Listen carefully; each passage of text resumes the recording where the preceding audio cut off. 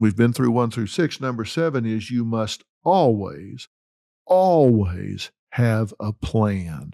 You want to have a plan. You don't want to be reactive. You want to be proactive. And that means you've got to have a plan. And a plan begins with knowing what you want.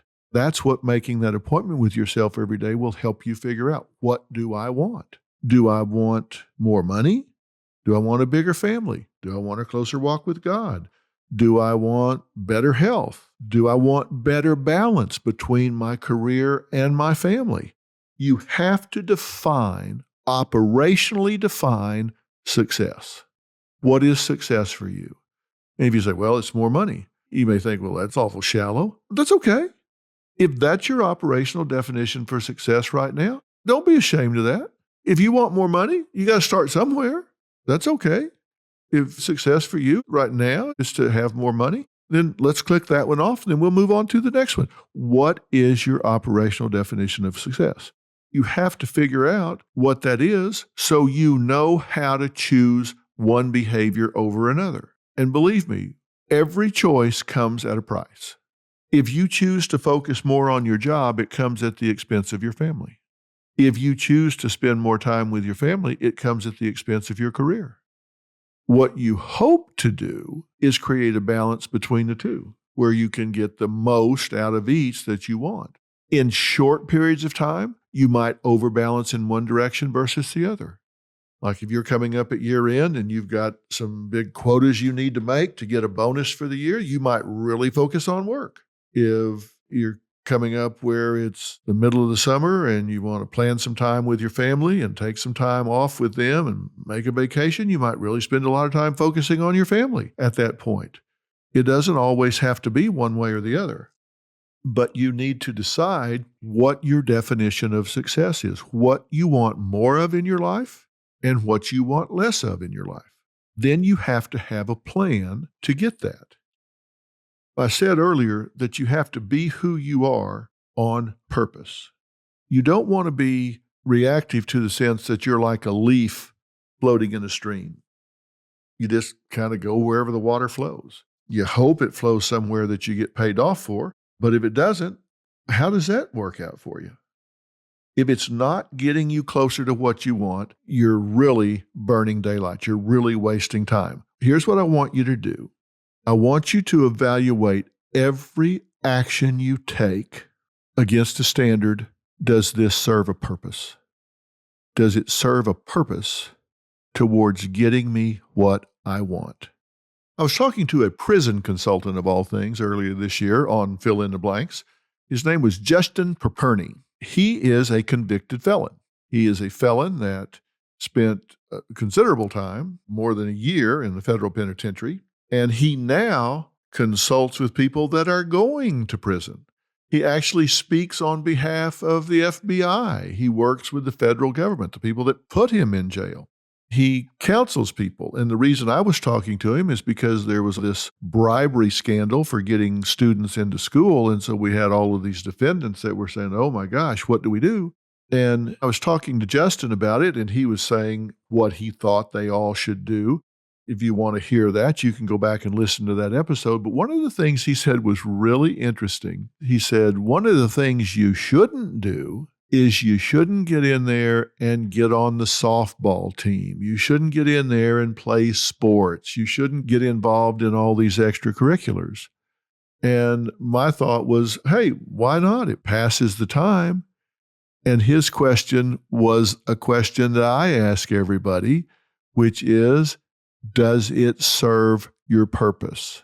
Your purpose is to get out of prison as fast as you can, as prepared for the next phase of your life as possible. And unless you're going to get out and be a professional softball player, then you don't want to waste time playing softball. You have a finite amount of discretionary time. You need to spend that time in the library. You need to spend that time investigating what your options are going to be after prison. What can you do? What can't you do? Educate yourself. Figure out how to reinvent yourself. Maybe you need to figure out how to appeal your case. Maybe you need to figure out 10 different things, but you're not going to find them on the softball diamond. Why in the world would you play softball? It does not fit your purpose, which is to get out of prison as fast as you can, as prepared as you can for the next stage of your life.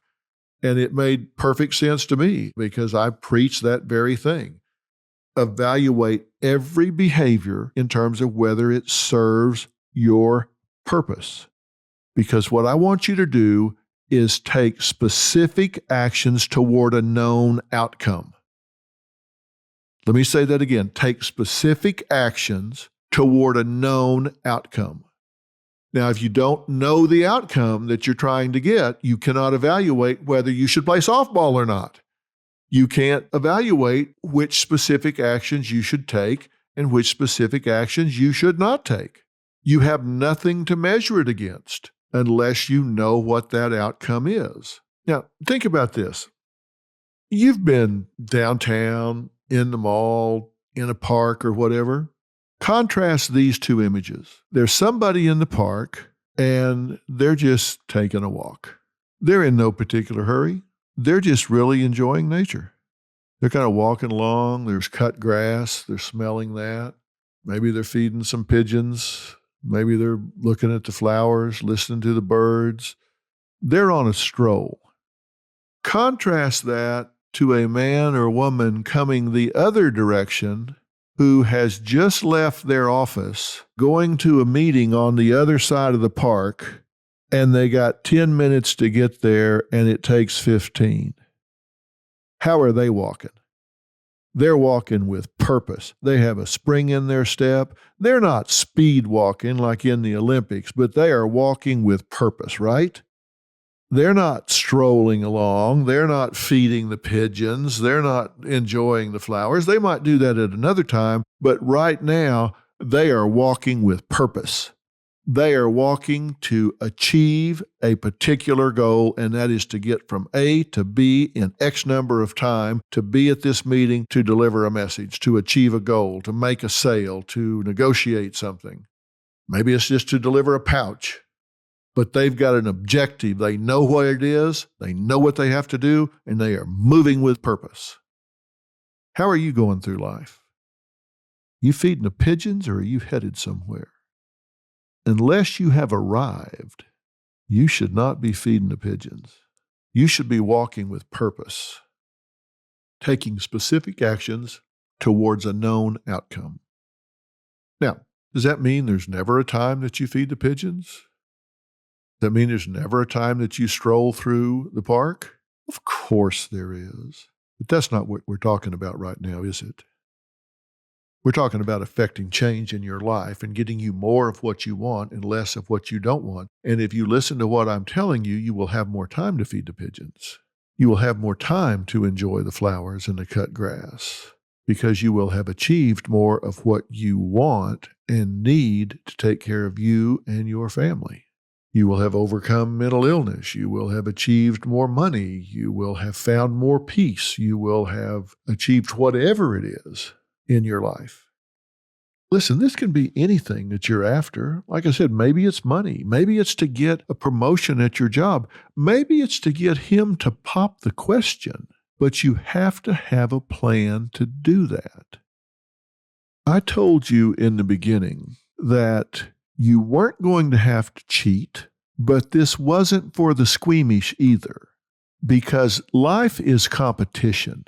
Make no mistake.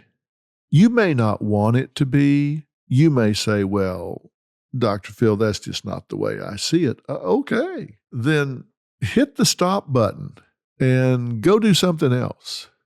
But I'm telling you the truth, whether you like it or not, if you don't think the place you work is competitive, then one of us is a fool.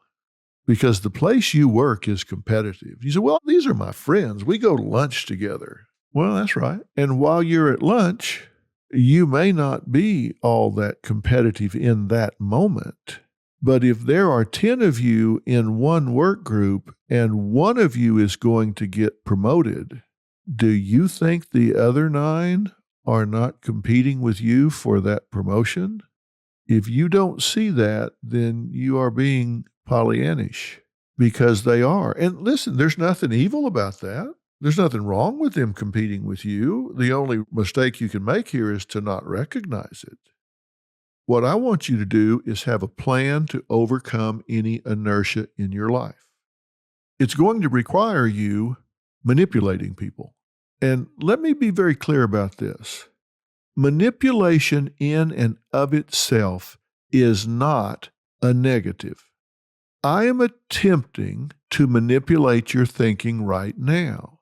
Manipulation is only a negative if it is insidious, if it is hidden, if there's a hidden agenda, if there is some underhanded objective that people try to get you misdirected away from so they can manipulate you. They try to get you to look over here to the right when they're really picking your pocket on the left. Manipulation is just that. If you pick up a shirt and fold it, you're manipulating the shirt.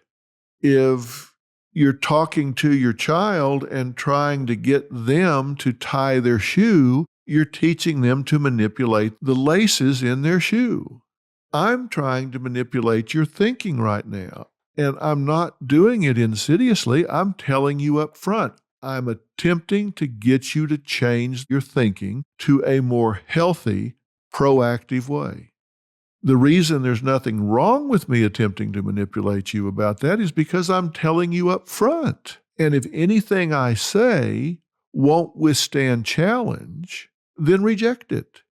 But I'm telling you right up front, anytime you go into a class and they're teaching you something you don't know, then they're manipulating your mind. They're giving you new information. If they're debating with you, they're trying to get you to change your position. The only time it's insidious is if it's hidden and there's misdirection involved. So just know that's how I use the word manipulation. I'm trying to manipulate your life to overcome inertia. And in order to do that, you have to have an action plan and you have to write it down. You have to write it down.